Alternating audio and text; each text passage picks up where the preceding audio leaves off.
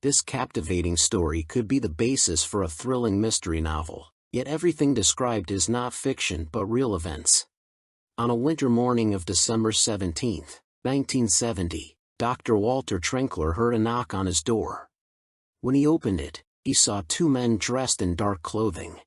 The older of the visitors introduced himself as a relative of 15-year-old Sabine Alexander, who worked in Walter's house. The girl performed various household duties.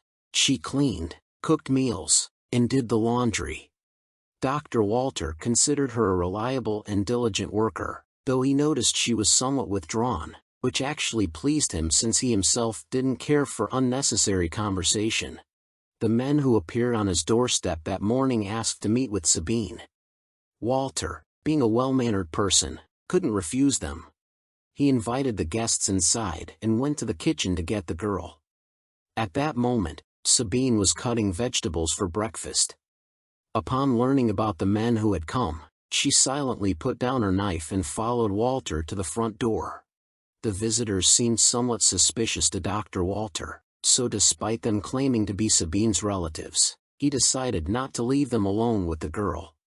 He stepped back a few yards and continued going about his business in the same room.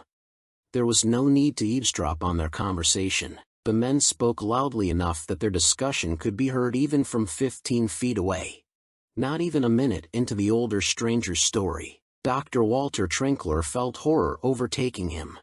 He agonized over how he could help the girl after what he had heard. Glancing cautiously at Sabine, he was struck by her reaction to these shocking revelations. To understand what was really happening, we need to go back several decades. In the late 1930s in Hamburg, a fateful meeting took place between young Harold Alexander and George Riley. At the time, Riley headed the Lorber Society, a religious group founded by Jacob Lorber in the early 19th century. The followers of this society were known for their extreme religious strictness. They held the belief that all people outside their community carried evil within them. Harold and his wife Dagmar joined the community, with Harold managing to establish a close relationship with its leader George Riley. The community remained small, never exceeding 1,000 followers. In Riley's final days, as he lay elderly and ill, Harold took care of him, and after his death, Harold declared himself the successor as leader of the Lorber Society.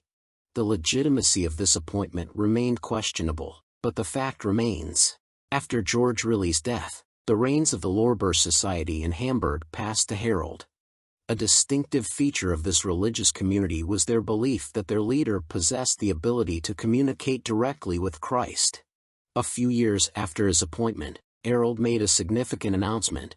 According to him, Jesus himself had revealed that a special heavenly messenger would soon appear on earth.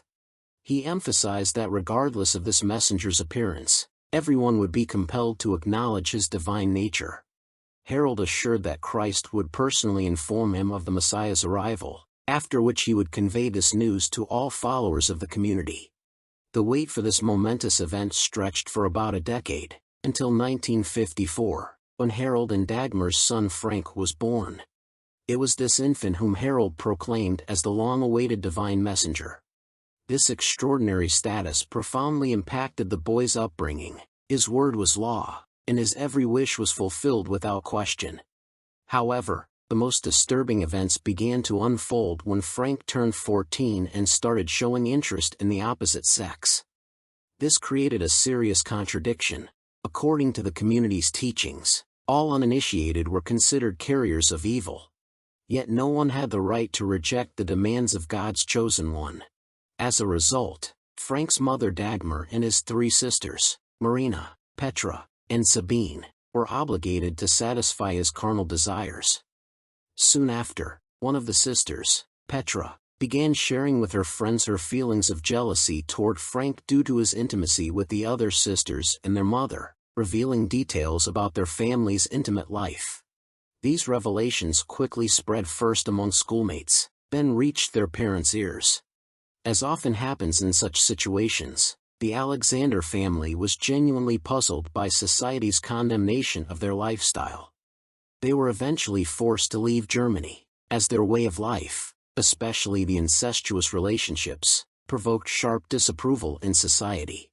During this time, the Alexander family underwent significant changes. Dagmar received an inheritance that allowed them to purchase property on the Spanish island of Tenerife. Despite the change in environment, their religious convictions remained unshakable. Frank continued to be perceived as a divine messenger whose words carried the weight of Christ's revelations for the entire family. This context is crucial for understanding the events of December 17, 1970. On that fateful day, Frank and Harold Alexander appeared at Dr. Walter Trinkler's house. They asked him to call for Sabine, who worked for him. When the girl appeared before them, something shocking occurred. In the doctor's presence, Harold openly told his daughter, "Daughter, we have killed your mother and sisters, now it's your turn." These words shook Dr. Walter to his core, but even more stunning was Sabine's own reaction. In response to the terrible news, she lovingly pressed her father's hand to her cheek and said, "All right, I'm sure you're doing the right thing." This scene made Dr. Walter abandon any thoughts of saving the girl. He immediately took refuge in his office, locked the door, and contacted the local police. Surprisingly, the men who had just confessed to triple murder didn't even try to flee from Dr. Walter's house. They seemed genuinely puzzled about the possibility of arrest. Their amazement knew no bounds when the arriving police officers put handcuffs on them. Now it remained to uncover the true picture of the previous night's events in the Alexander house and understand the reasons behind Sabine's submissive acceptance of such monstrous news. On the evening of December 16th, Dagmar Alexander followed her usual routine, going to bed around 9 o'clock. Her sleep was interrupted by the appearance of her son Frank, who, leaning over her, whispered softly, "The time has come." He then grabbed a coat hanger and struck his mother's head. Attracted by the noise, Harold, Dagmar's husband, entered the room. By this time, Dagmar was already lying submissively face down on the bed, offering no resistance to the blows. The subsequent investigation revealed a deeply rooted belief in the Alexander family about the inevitable sinfulness of female nature. They believed that every woman was destined to be possessed by the devil, and only the divine messenger Frank could determine the moment of this fall. The only way to preserve a woman's soul was believed to be her death before the moment of diabolical possession. These views were shared by all women in the Alexander household. This belief explains Dagmar's resignation in the face of death. While Frank continued to strike his mother's head with the hanger, Harold accompanied the scene by playing church melodies on the piano. Drawn by the sounds of music, Harold's daughters, Marina and Petra, entered the room. They instantly understood what was happening. Humbly sinking to the floor, the sisters awaited their fate. Frank crept up behind them and began striking their heads with the hanger while their father silently watched. Apparently, the young man's strength proved insufficient, and he went to get a hammer from the storage room. All this time, his sisters, already severely injured from the hanger blows, submissively awaited his return in their half-dead state. After completing this horrific ritual, they removed Dagmar's heart and turned it into a kind of sacrificial offering. Although such an act is difficult to reconcile with Christian doctrine, this is exactly what happened. By then, morning had already dawned on the next day. Frank and Harold took a shower and went to Dr. Walter Trinkler's house to complete their ritual by killing Sabine. However, instead, they were arrested. They made no attempt to hide what they had done, and during interrogation, it even seemed they were proud of their actions. The trial for this case lasted 2 years, but strangely enough, it was their very boasting about their crime that became the key to their freedom.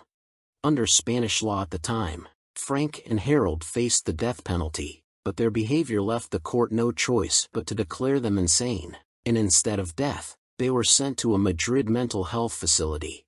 The only surviving girl from the Alexander family, Sabine, begged to be sent to her brother and father, but of course, this was impossible. It is believed that afterward, she entered one of Madrid's convents. Nothing is known about how her life turned out. The story could have ended there, but it took a very unexpected turn. In 1990, When Frank was 36 and Harold was 61, they managed to escape from the clinic. Interpol issued an international arrest warrant for them, but unsuccessfully. They both disappeared and haven't been caught to this day. There are many theories about their fate. Some believe they were hidden by a member of the Lorber Society, the same one that Harold once led.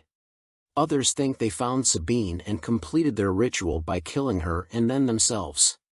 However, no one really knows what happened to them after their escape, and what other horrible things they might have committed while justifying it as God's will. If you like this video, please give it a thumbs up and support the channel by subscribing. Don't forget to hit the bell icon to never miss my next video. Thanks for watching.